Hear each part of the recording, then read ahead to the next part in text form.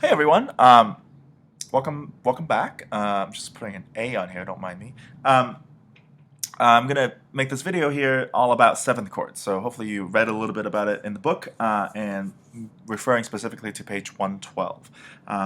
So we've been talking about intervals and triads for a long time now. Okay, and this is now we're going to add one more note to the mix to make a triad a seventh chord. Essentially, we're just adding a third to the top of the chord. Okay, so let's start by having our regular triad. So we're going to use A, um, C sharp, and E. Okay, so this is our A major triad.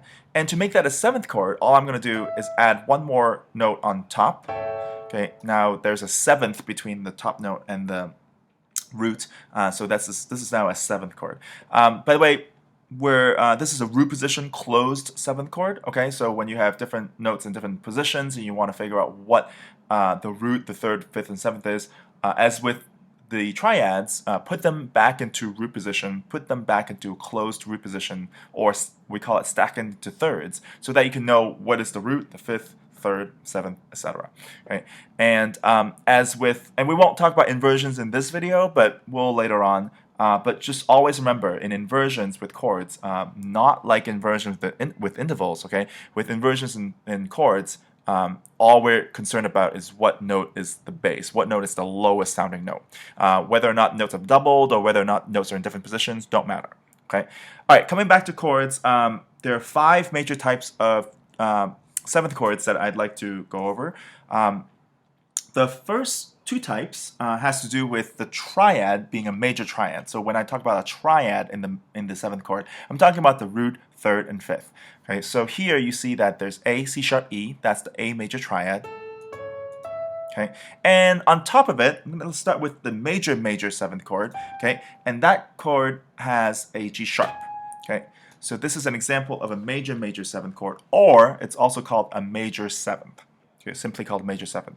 The two columns on either side of the table, really the names are interchangeable, so it's good to get to know both of them because some musicians learn one or the other or both, and now you have now you know how to interpret any of these words. So that's a major seventh chord. Note that we start with a major triad, and then we have a major seventh as an interval between the root, which is A, and the G sharp, which is a seventh. Okay, so that's a major seventh. So that's what it sounds like. Next, we have a major minor seventh chord, or also called a dominant seventh chord. For this chord, we also start with a major triad, A, C sharp, E, but the interval between the root and the seventh is now a minor seventh. So it's A, C sharp, E, G. So this is what this sounds like. Okay. One of the most popular, most important chords in all tonal music, whether it's classical or popular or jazz. And we'll be talking about this chord a lot.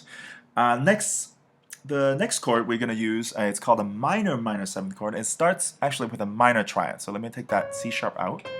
Okay, so we have a minor triad in the bottom, and still a minor seventh between the root and the seventh. So this is a minor chord, or a minor seventh chord. A little bit more mellow, I'd say, that chord.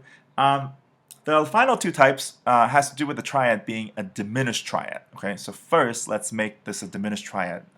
If you remember, ACE is already minor, so to make this a diminished triad, all I'm going to do is lower the E, in this case flat it. Okay. What we have here is an example of a half diminished chord, or also called the minor 7 flat 5. You can see that the triad is a diminished triad, A, C, E flat, and the interval between the root and the seventh is a minor 7, A to G. Okay, so this is an example of that. By the way, the name of the chord here, minor 7 flat 5. Careful here, the flat 5 really refers to lowering the fifth. Okay, depending on what the accidental is in the key and etc. They might not always be a flat. So I know this might be a little confusing, okay, but just remember that these terms really help us understand more holistically about the concept of altering notes. Okay, as we get into more and more chromatic music and things that sound much more interesting and changes keys, we're looking at altering notes by lowering them or or raising them. Sometimes that means sharp, sometimes that means flat, but really that's what we're doing, okay? But in this case, it's called minor 7 flat 5. Just be careful that it doesn't always mean that it's going to be a flat per se, okay? Finally, we have a fully diminished chord, also called a diminished seventh, and it has a minor seventh. It has a minor third between the fifth and the seventh. Okay, so essentially we're taking the half diminished triad, still has the diminished the half diminished seventh chord, still has the diminished triad in the bottom. Okay, but now we're instead of having a major third between the fifth here and the seventh, we now have a minor third between the fifth and the seventh. Okay, so this is what this chord sounds like.